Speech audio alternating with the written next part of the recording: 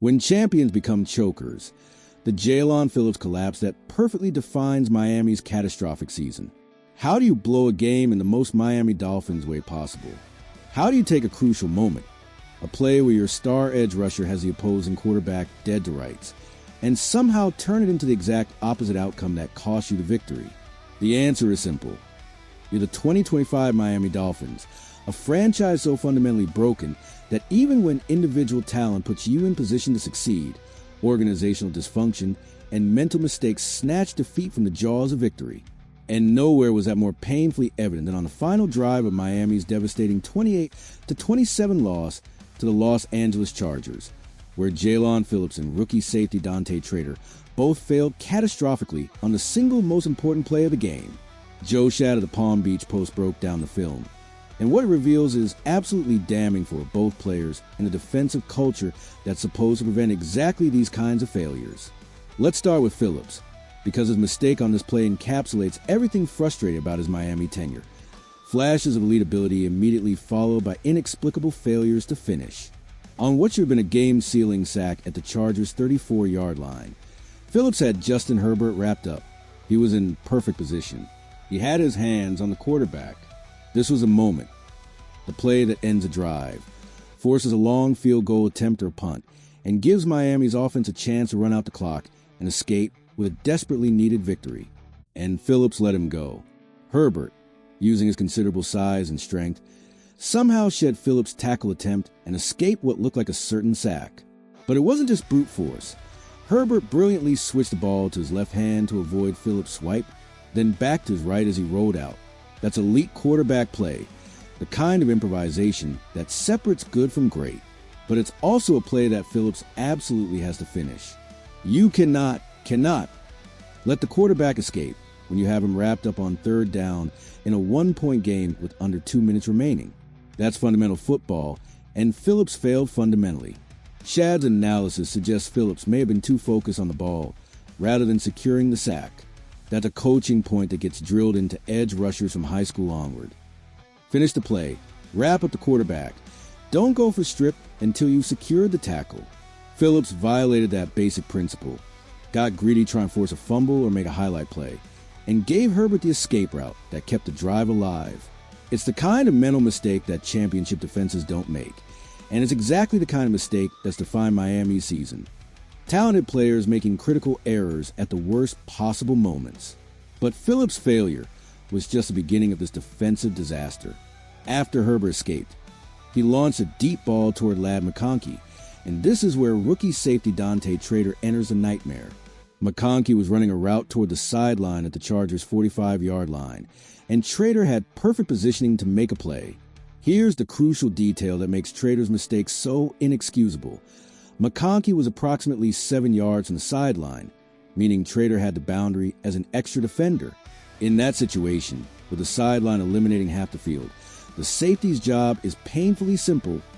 Force the receiver toward the sideline, use the boundary to your advantage, and under absolutely no circumstances, allow the receiver to break inside toward the middle of the field. Trader did the exact opposite. He got beaten inside, allowing McConkey to catch the ball and gain significant yardage that set up the game-winning field goal. It's a rookie mistake, the kind of mental error that comes from inexperience and poor situational awareness. But it's also completely unacceptable in that moment, with the game on the line and basic defensive principles demanding you protect the middle of the field. Trader had one job: don't let the big play happen inside, and he failed spectacularly. The film doesn't lie, as Schad's column title reminds us, and the film shows a rookie safety getting completely lost on the most important play of his young career. The combination of Phillips' missed sack and Trader's blown coverage represents everything wrong with Miami's defense in 2025. This isn't a talent problem. Phillips is a former first-round pick with Pro Bowl ability, and Trader was drafted specifically because of his athletic profile and ball skills. This is an execution problem, a mental toughness problem, a situational awareness problem. These are the kinds of mistakes that championship defenses simply don't make, and Miami's defense has made them repeatedly throughout this catastrophic 1-5 start. Schad's observation that Miami's defense has failed time and time again in 2025 is supported by overwhelming evidence. The Dolphins rank near the bottom of the league in nearly every meaningful defensive category. They can't get off the field on third down. They can't generate consistent pressure despite having talented edge rushers. They can't cover in the secondary. They can't make game-changing plays when they matter most. This isn't just bad luck or unfortunate circumstances. This is systemic failure at every level of the defensive operation, from scheme to execution to coaching to player development. The broader context makes this loss even more devastating. Miami is now 1-5. Their playoff hopes are essentially dead, and the organizational questions Shad raises at the beginning of his column are becoming impossible to ignore. When will Chris Grier be fired? When will Mike McDaniel be fired? Will the Dolphins move on from Tua Tagovailoa? How many players will they trade before the November 4th deadline? These aren't hypothetical questions anymore. They're the defining issues of Miami's season, and every loss like this one accelerates the timeline toward wholesale organizational change. For Phillips specifically, this play raises serious questions about his future in Miami.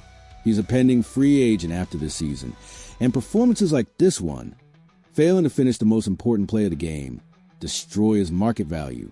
Teams evaluating Phillips in free agency will watch this film and see a player who can't be trusted in critical moments, who makes mental mistakes under pressure, who has all the physical tools but lacks the mental toughness to consistently deliver.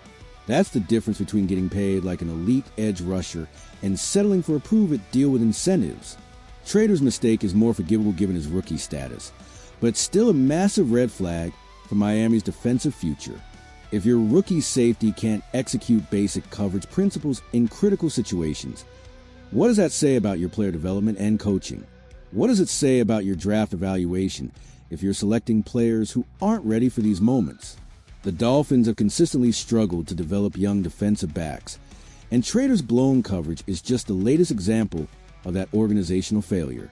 The defensive coordinator's role in this disaster can't be ignored either. Where was the help over the top for Trader? Why was a rookie safety in single coverage on a crucial third and long situation? Why wasn't there a better pass rush plan to ensure Herbert couldn't escape? These are coaching decisions that put players in position to fail, and Miami's defensive staff has done that repeatedly this season. You can't just blame players for execution when the scheme and game plan are setting them up for disaster. The Justin Herbert factor makes this loss even more painful. Herbert is an elite quarterback, one of the best young signal callers in the league. He made two absolutely brilliant plays on this sequence, escaping Phillips' sack attempt and delivering a perfect deep ball under pressure. That's what great quarterbacks do, and it exposes the difference between Miami's quarterback situation and what elite QB play looks like. Tua Tagovailoa doesn't make those plays. He doesn't escape sacks like that. He doesn't deliver clutch throws under pressure like that. The contrast is stark and damning for Miami's franchise quarterback situation. The loss drops Miami to 1-5, and the schedule doesn't get easier. They're staring at a realistic possibility of finishing 3-14 or 4-13, which would represent complete organizational failure and guarantee wholesale changes. Every loss like this one, games they should win, games where they're in position to win, games they lose because of mental mistakes and poor execution, makes the eventual reckoning more severe.